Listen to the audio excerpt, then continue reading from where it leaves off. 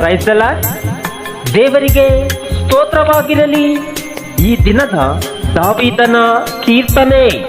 ನನ್ನ ಮನಸ್ಸು ಯಾವಾಗಲೂ ಶಾಂತವಾಗಿರುವುದು. ಆಮೆನ್.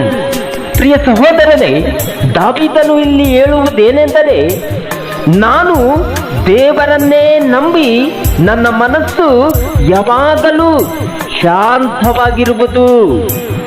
ಹೌದು ಪ್ರಿಯ ಸಹೋದರರೇ, ಕೀರ್ತನೆಗಾರನಾದ ದಾವೀದನು 62ನೇ ಅಧ್ಯಾಯ 1ನೇ ವಚನದಲ್ಲಿ ಹೀಗನ್ನುತ್ತಾನೆ, ನನ್ನ ಮನಸ್ಸು ದೇವರನ್ನು ನಂಬಿ ಶಾಂತವಾಗಿರುವುದು.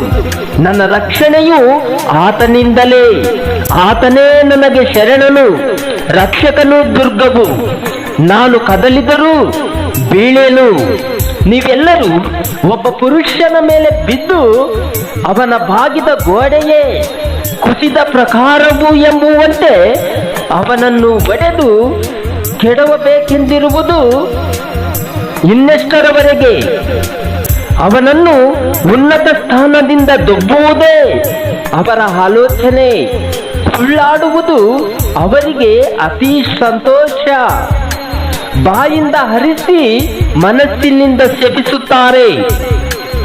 ನನ್ನ ಮನವೇ, ದೇವರನ್ನು ನಂಬಿ ಶಾಂತವಾಗಿರು. ನನ್ನ ನಿರೀಕ್ಷೆಯು ನೆರವೇರುವುದು ಆತನಿಂದಲೇ.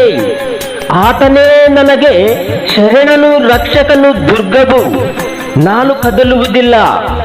ನನ್ನ ರಕ್ಷಣೆಗೂ ಮಾನಕ್ಕೂ ದೇವರೇ ಆಧಾರ.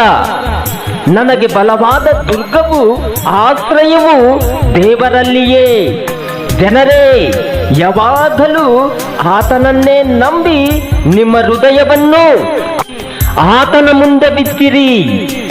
ದೇವರು ನಮ್ಮ ಆಶ್ರಯವು. ದೇವರು ಈ ಕೀರ್ತನೆಗಳನ್ನು ಆಶೀರ್ವದಿಸಲಿ. ಆಮೆನ್.